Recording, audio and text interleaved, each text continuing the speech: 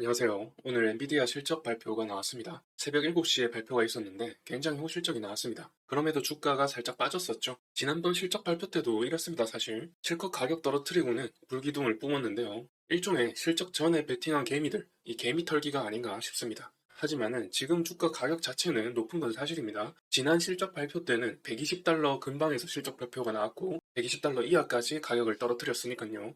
그래서 그때에 비하면은 지금 다소 높은 가격을 형성하고 있기 때문에 앞으로 또 어떻게 될지는 확실히 말씀드릴 수는 없는 상황이긴 합니다만은 여하튼 함께 실적 리뷰해 보도록 할게요. 자, 이번 엔비디아의 3분기 실적 발표 한번 보도록 하겠습니다. 예측치는 330억 달러인데요. 실제로 351억 달러 나왔고요. 주당 순이익은 컨센이 0.75달러였는데 실제로 0.81달러가 나오면서 이 상승률 수치를 보게 되면 주당 순이익 같은 경우는 컨센보다 9% 정도 더 높게 나왔고요. 매출액은 컨센보다 6% 정도 더 높게 나왔습니다.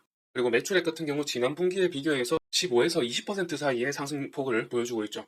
그리고 주당 순이익 같은 경우도 거의 20% 가까이 상승한 것을 확인할 수가 있습니다. 지금 여기서 특이점이 뭐냐면은 지난 1분기에서 2분기 실적이 나왔을 때 이 상승폭이 이제 가면 갈수록 줄어들었다는 것도 이제 하나의 마이너스적인 모멘텀이 되었겠습니다만은 이때 특히 상승폭이 굉장히 줄면서 10% 이하대로 상승폭이 나왔었습니다. 보시다시피 0.62에서 0.68이 되었죠.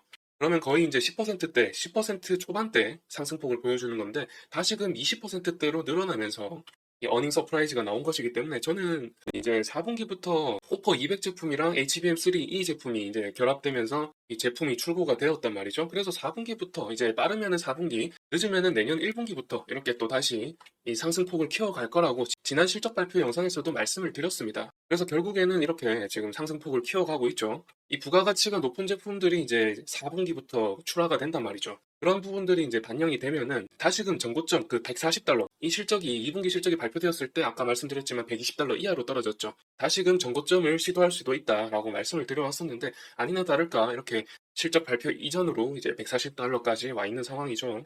그러면은 앞으로 또 어떻게 될 거냐 이 부분에 관련해서는 좀 확신을 할 수가 없습니다만은 이제 계속해서 이제 신고가를 갱신해 나가는 시점이기 때문에 확신할 수는 없습니다만은 밸류적인 측면에서 좀 말씀을 드려야겠죠. 좀 이따가 말씀드려 보도록 하겠습니다. 계속해서 놓치지 마시고 시청하시면 좋을 것 같고요. 말씀드린 김에 구독하지 않으신 분들은 구독부터 하시면 좋겠습니다. 그래서 여하튼 주가는 실적이 나오고 나서도 시간 외에서 빠지고 있는 상황입니다. 일단 제 생각에 결론부터 말씀드리자면은 빠르면은 4분기, 늦으면은 1분기부터 실적에 의해서 올라가는 그런 모멘텀이 생길 거라는 부분이 지난 분기 실적 발표 이후로 다 반영되었다라고 저는 생각을 하고 있습니다.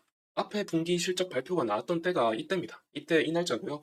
나흘 정도 음봉이 나왔다가 지지받으면서 우상향하기 시작했었죠. 110달러 이하로 빠질 때가 공포였기 때문에 이때 담으신 분들은 상당히 이득을 보고 계실 것 같습니다. 저 또한 이때 담았다가 120달러쯤에서 탈출을 했었습니다. 여하튼 이때처럼 개미 털기가 나올 수 있다라고 좀 생각을 하고요. 그러면은 어디까지 빠질 거냐를 생각을 해본다면은 저는 5%에서 15% 정도 사이로 가격 조정이 나올 걸로 보고 있습니다.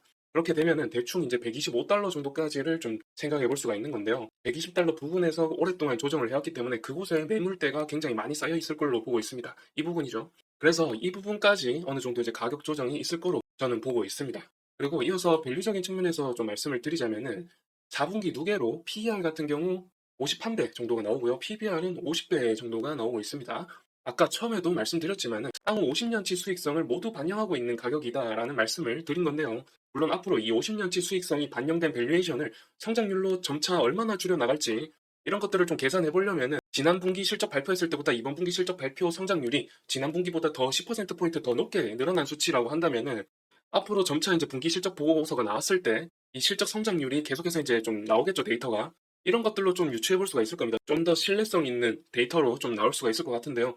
여하튼 다음 분기에도 얼마나 성장률을 보여주는지 이런 것들을 좀 보시면서 이제 성장률 폭이 얼마나 늘어나는지 보시면서 이 밸류에이션 지표를 얼마나 줄여 나갈 수 있을지 좀 생각해 볼 수 있지 않을까 생각하고 있습니다. 여하튼 이제 지금으로서 말씀드릴 수 있는 부분은 지금 54배에서 51배로 줄었고요, PER은. PBR 같은 경우는 별로 변화가 없었습니다. 별로 변화가 없는데 다음 분기부터 20% 이상의 또 수치가 나오면서 좀 증가하는 움직임이 나온다면은 이 부가가치가 높은 블랙엘이라든지 호퍼 제품, 200 제품이 이제 많이 팔렸다라는 것을 방증하는 것이기 때문에 그에 따른 어떤 기대감도 좀 반영될 수 있지 않을까 생각을 하고 있습니다. 그래서 이런 엔비디아의 실적이 잘 나와야지만이 SK 하이닉스 밸류 체인도 잘 나올 수 있기 때문에 계속해서 이제 엔비디아 관련해서 좀 주목해보고 있는 상황인데요.